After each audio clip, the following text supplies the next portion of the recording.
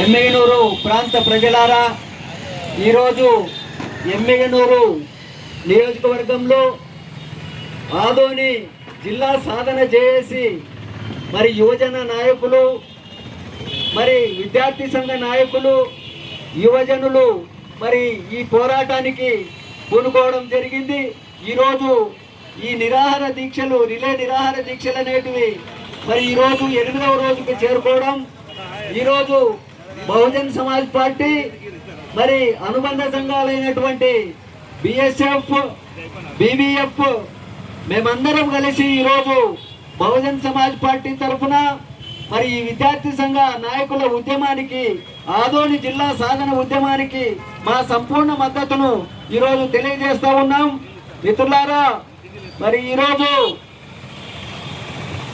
మేము మా విద్యార్థి సంఘ నాయకులు, ప్రజా సంఘాల నాయకులు, మరి సామాన్య ప్రజలు ఈ 5 నియోజకవర్గాలలో ఈరోజు పోరాటం చేస్తున్నారు. ఆదోని జిల్లా కావాలని చెప్పి అంటే ఇది కర్నూలు ప్రాంతీయులకు వ్యతిరేకం కాదు, ఇంకొక ప్రాంతానికి వ్యతిరేకం కాదు. కేవలము ఆదోని ప్రాంతంలో ఉన్నటువంటి ఈ 5 నియోజకవర్గాల వెనుకబాటుతనం వల్లనే ఈరోజు మేము మాకు జిల్లా కావాలని పోరాటం చేస్తూ ఉన్నామని చెప్పి ముఖ్యంగా ప్రజలందరూ గమనించాల్సిన అవసరం ఉంది అని చెప్పి నేను కోరుకుంటా ఉన్నా. మరి మిత్రులారా, ఈరోజు మరి యువజన సంఘ నాయకులు మరి ఇక్కడ 8 రోజులుగా ఉద్యమం చేస్తుంటే మరి ఇక్కడున్న మరి ఎమ్మెల్యే గారు ఒక్కరోజు కూడా ఈ యొక్క వేదికను మరి సందర్శించకపోవడం అనేది మరి ఇది దురదృష్టకరము.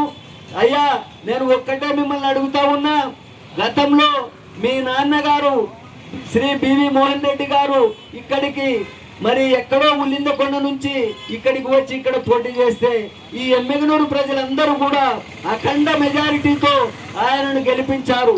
5 సార్లు ఆయనను అసెంబ్లీకి పంపించారు. ఆయన కేబినెట్ మినిస్టర్ గా మరి కూడా ఆయనను మరి చూశారు. మరి అయితే ఈ ప్రాంతం యొక్క అభివృద్ధిని మరి మీ నాన్నగారు కానీ మరి ఆ తర్వాత ఎమ్మెల్యే అయిన చెన్నకేశవరెడ్డి గారు కానీ మరి ఏమైనా అభివృద్ధి గురించి ఆలోచన చేశారేమో మిమ్మల్ని మీరు ఒక్కసారి ఆత్మవిమర్శ చేసుకోమని చెప్పి నేను మిమ్మల్ని అడుగుతా ఉన్నా. ఎందుకంటే మిత్రులారా, ఈరోజు మంత్రాలయం, ఎమ్మిగనూరు ప్రాంతాల నుంచి, ఆలూరు, పత్తికొండ ప్రాంతాల నుంచి వందల వేల మంది, లక్షల మంది 6 నెలలు ఇక్కడ పని చూసుకొని మిగతా 6 నెలలు ఇతర ప్రాంతాలకు వాళ్ళ చంటి బిడ్డలను సంకనేసుకొని మూటాముల్లే సర్దుకొని కష్టాలు పడి ఇతర ప్రాంతాలలో బ్రతుకులీడిస్తూ ఉన్నారు.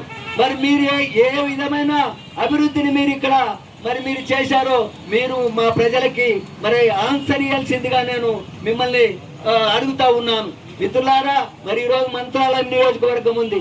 మంత్రాలయం నియోజకవర్గంలో బాలనాగిరెడ్డి గారిని నియోజకవర్గం ఏర్పడినప్పటి నుంచి కూడా 4 సార్లు అసెంబ్లీకి పంపించారు.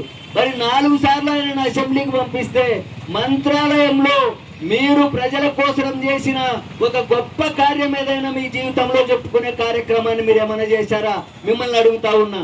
అదేవిధంగా మీనాక్షి నాయుడు గారు గతంలో ఎమ్మెల్యేగా చాలా సార్లు ఆదోనిని పరిపాలన చేశారు. మరి ఆదోనిలో మీ పరిపాలనా కాలంలోనే మరి అక్కడున్న కాటన్ మిల్లు, ఆంధ్రప్రదేశ్ రాష్ట్రంలోనే పెద్దదైన రాయలసీమ కాటన్ మిల్లు మూతబడింది. అక్కడున్న చాలా పరిశ్రమలు మూతబడ్డాయి. మరి వాటిని ఏమన్నా మీరు మళ్ళీ రీఓపెన్ చేయడానికి ఏమన్నా ప్రయత్నం చేశారో ఈరోజు మీనాక్షి నాయుడు గారు మరి ఆన్సర్ ఇవ్వాల్సిన అవసరం ఉంది. మరి ఈరోజు మరి ఆయన తర్వాత ఎమ్మెల్యే అయిన సాయి ప్రసాద్ రెడ్డి గారు మిమ్మల్ని కూడా మరి 2-3 సార్లు అసెంబ్లీకి పంపించారు ఆదోని ప్రజలు. మరి మీ ప్రాంతం ఆదోని అభివృద్ధి మీరేమైనా చేశారో మీరు ఒక్కసారి ప్రజలకి మీరు సమాధానం చెప్పాల్సిన అవసరం ఉంది.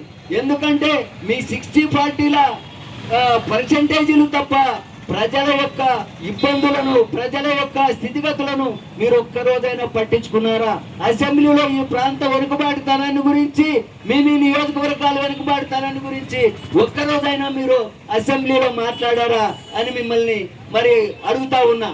కాబట్టి మిత్రులారా, ఈ ప్రాంత ప్రజలే, ఈ ప్రాంతంలో ఉండే ప్రజా సంఘాల నాయకులే, ఈ ప్రాంతంలో ఉండే యువజనులే ఈరోజు పోరాటానికి దిగారు ఆదోనిని జిల్లాగా ఏర్పాటు చేయాలని. గత వైసీపీ ప్రభుత్వం మరి ఆదోని ఆదోని జిల్లాని మరి నిర్లక్ష్యం చేసింది.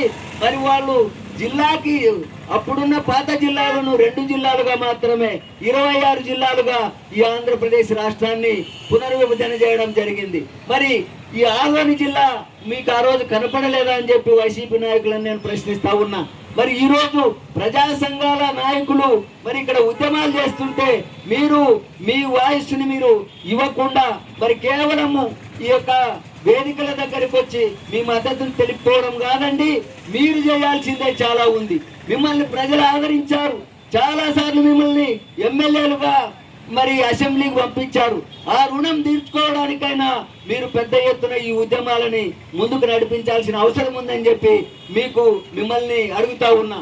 మరి ఈరోజు చంద్రబాబు నాయుడు గారిని నేను ఒక్కటే అడుగుతా ఉన్నా, అయ్యా మీరు చాలా జిల్లాలని ఇప్పుడు మళ్ళీ పునర్విభజన క్రమంలో ఈరోజు మదనపల్లి జిల్లాను ప్రకటించారు, ఇంకా చాలా జిల్లాలను మీరు ప్రకటించడానికి సిద్ధంగా ఉన్నారు.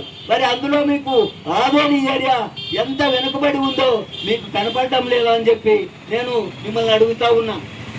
ఇప్పటికైనా మరి ఈ ప్రజా సంఘాల నాయకుల ఉద్యమాలు ఏవైతే ఉన్నాయో ఈ ఉద్యమాలను గుర్తించి మీరు వెంటనే ఆదోని జిల్లాను ప్రకటించకపోతే ఈ ఉద్యమకారులందరూ కూడా పెద్ద ఎత్తున మరి మీ యొక్క ప్రభుత్వాన్ని దించే ప్రయత్నం చేయక తప్పదని చెప్పి మేము హెచ్చరిస్తా ఉన్నాం.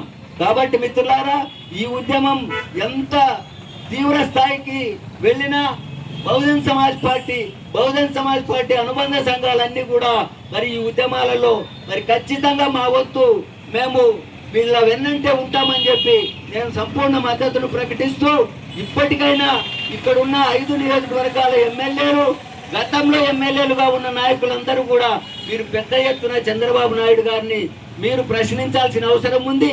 ఆయనతో పోరాటం చేసి మన ఆదోని జిల్లాను మనం ఏర్పాటు చేసుకోవాల్సిన అవసరం ఉందని తెలియజేస్తూ, ఈ అవకాశం ఇచ్చిన విద్యార్థి సంఘాల నాయకులకు, బహుజన్ సమాజ్ పార్టీ క్యాడర్ అంతటికి కూడా, ఇక్కడ ఎమ్మెగనూరు పట్టణ ప్రజలందరికీ కూడా కృతజ్ఞతలు తెలియజేస్తూ ముగిస్తున్నాను. జై భీమ్, జై భారత్, జై బీఎస్పీ, జై